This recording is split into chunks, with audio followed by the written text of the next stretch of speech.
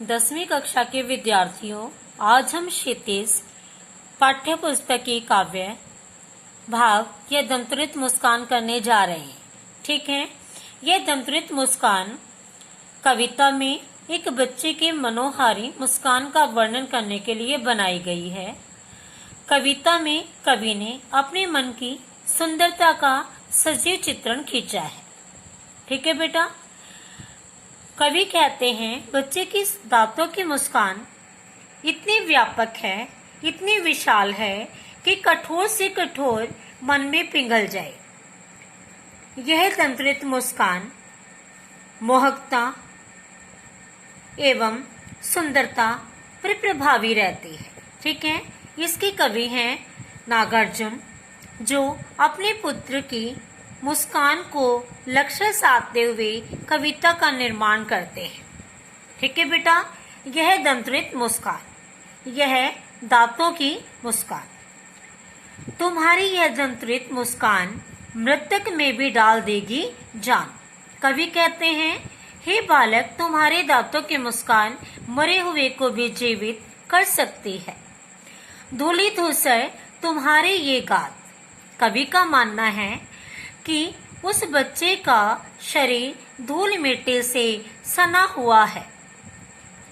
छोड़कर तालाब मेरी झोपड़ी में खिल रहे जलजात।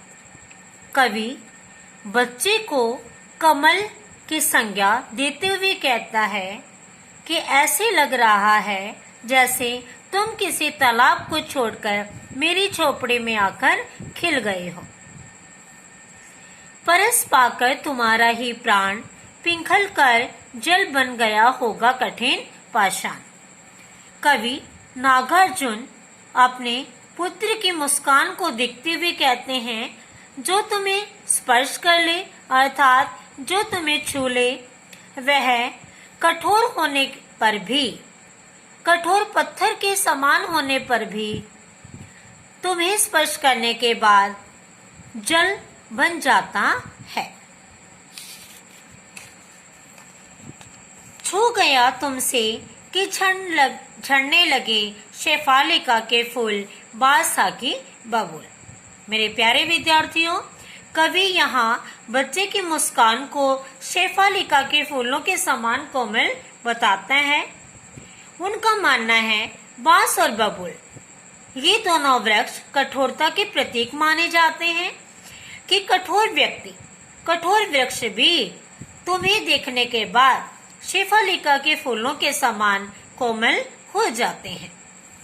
तुम मुझे पाई नहीं पहचान, देखते ही रहोगे अनिमेष। मेरे प्यारे बच्चे देख रहे हैं, इस पंक्ति के बाद प्रश्नवाचक चिन्ह का प्रयोग किया गया है। कवि कहते हैं क्योंकि बहुत लंबे अंतराल के बाद कवि अपने संतान के समीप आए हैं। उन्होंने कहा, जब उनका बच्चा उन्हें लगातार निरंतर देख रहा है और उन्हें पहचान नहीं पा रहा है, तो नागार्जुन कहते हैं, तुम मुझे पहचान नहीं पा रहे हैं, इसलिए तुम लगातार बिना पलके झपकाए, अनिमेष का मतलब होता है लगातार टकटके लगाए देखते रहना। तुम मुझे लगातार देखते जा रहे हो, थक गए हो आंख लो मैं फिर। यहाँ पिता का वात्सल्य प्रकट हुआ है। पिता का मानना है बच्चा लगातार देखने से थक जाता है। क्या हुआ यदि हो सके परिचित ने पहली बार। पिता बच्चे के जन्म के अवसर पर घर से बाहर था। बाहर रहने के कारण नागार्जुन कवि को प्रवासी माना जाता है। वो स्वीकार करते हैं कि बच्चे के जन्म के समय वे उनके पास नहीं थे। यही कारण है कि वो उनसे परिचित नहीं हो सके। यदि तुम्हारी माँ ने माध्यम बनी होती आज। कवि कहते हैं, हे पुत्र, यदि तुम्हारी माँ तुम्हारे और मेरे जीवन के बीच की कड़ी नहीं बनती, मैंने सकता देख, मैंने पाता जान, कि मैं तुम्हें देख नहीं सकता और मैं ही तुम्हें जान नहीं पा सकता था। तुम्हारी यह दंतरित मुस्कान, अर्थात कवि का मानना है, पत्नी को धन्यवाद देते हुए कहा, अगर उसके जीवन में उनकी अर्धांगिनी नहीं आती तो नागार्जुन को संतान रूपी सुख प्राप्त नहीं होता, वो उस सुख से वंचित हो जाते। अगली पंक्ति में नागार्जुन कहते हैं, धन्य तुम, माँ भी तुम्हारी धन्य। अर्थात तुमने जो मुझे मुस्कान दी है, जो संतान का सुख दिया है, इस कारण से तुम धन्य हो और तुम्हारी माँ भी धन्य है। चिर प्रवासी मैं इतर में अन्य। मैं सदैव बाहर रहने वाला व्यक्ति था, एक प्रवासियों की तरह अतिथि था, इसलिए मैं तुम्हारे लिए अनजान बन गया हूँ। इस अतिथि से प्रिय तुम्हारा क्या रहा संपर्क। कवि स्वयं को अतिथि स्वीकार करते हैं क्योंकि जन्म के समय वो उनके समीप नहीं थे। अतः कवि का मानना है, हे पुत्र, मुझ जैसे अतिथि से तुम्हारा कोई संपर्क नहीं रहा है। उंगलियां माँ की कराते रहे मधुपर्क, माँ के हाथ ही तुम्हारा पालन पोषण करते रहे हैं। मधुपर्क का मतलब होता है बेटा खाद्य पदार्थ जो शिशु काल में बच्चे के पेट भरने के लिए उसे प्रदान किए जाते हैं। माँ की उंगलियां ही तुम्हारा पालन पोषण करती रही, वात्सल्य से भरपूर रही। देखते तुम इधर कनखी मार और होती जबकि आंखें चार।